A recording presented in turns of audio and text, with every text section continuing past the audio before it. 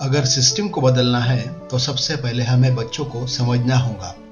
आज मैं हूँ वनामती नागपुर में और आज का दिन मेरे लिए बहुत खास है क्योंकि यहाँ मैं क्लास 1 ऑफिसर्स के साथ चाइल्ड साइकोलॉजी पर एक पावरफुल सेशन लिया है।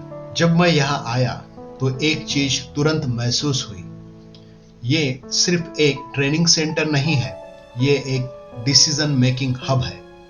यहाँ जो ऑफिसर्स ट्रेनिंग लेते हैं वही आगे बढ़कर पॉलिसीज को ग्राउंड लेवल पर लागू करते हैं। मतलब यहाँ की ट्रेनिंग का इम्पैक्ट हजारों बच्चों और फैमिलीज पर पड़ता है। आप जो देख रहे हैं ये बहुत ही सुंदर दृश्य है इस ट्रेनिंग सेंटर का।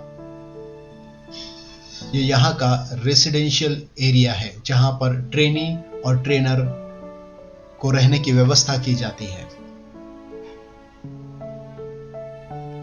जब मैं ट्रेनिंग ले रहा था तब कई लोगों ने सवाल पूछे और मुझे भी एक सवाल आया। अब सवाल यह है, चाइल्ड साइकोलॉजी ऑफिसर्स के लिए इतना इंपॉर्टेंट क्यों है? क्योंकि सिस्टम में बहुत सारे डिसीजन बच्चों को इनडायरेक्टली अफेक्ट करते हैं। Schools, policies, decision system. लेकिन अगर डिसीजन मेकर चाइल्ड बिहेवियर को समझते ही नहीं है तो वो डिसीजन कैसे लेंगे?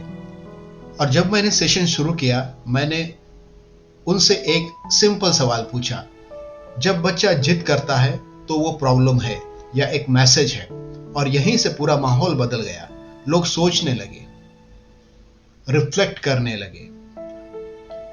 इस ट्रेनिंग में मैंने बहुत ही पावरफुल 3 कंसेप्ट को डिस्कस किया है। आप जो देख रहे हैं इसके बाजू में एग्जैक्ट ट्रेनिंग सेंटर है जहां पर मैंने ऑफिसर्स के लिए ट्रेनिंग लिया है। यही वो हॉल है जहां पे हमारा खूबसूरत सा ट्रेनिंग हुआ है। अब मैं बात कर रहा हूं 3 पावरफुल कंसेप्ट की। पहला कंसेप्ट था, हर बिहेवियर के पीछे एक इमोशन होता है। अगर बच्चा चिल्ला रहा है तो वो अटेंशन नहीं मांग रहा, वो शायद उसका फ्रस्ट्रेशन एक्सप्रेस कर रहा है।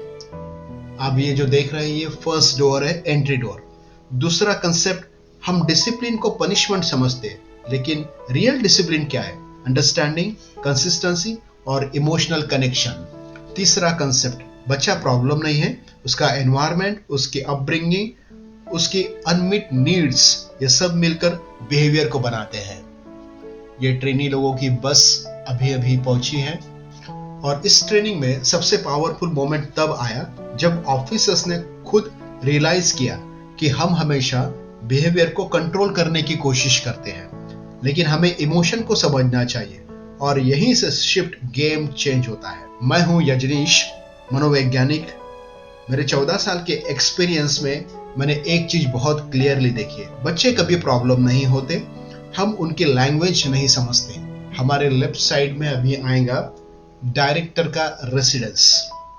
जैसे मैंने कहा, बच्चे कभी प्रॉब्लम नहीं होते, हमें उनकी लैंग्वेज समझ में नहीं आती और जब अंडरस्टैंडिंग बदलती है तो बिहेवियर अपने आप बदल जाता है।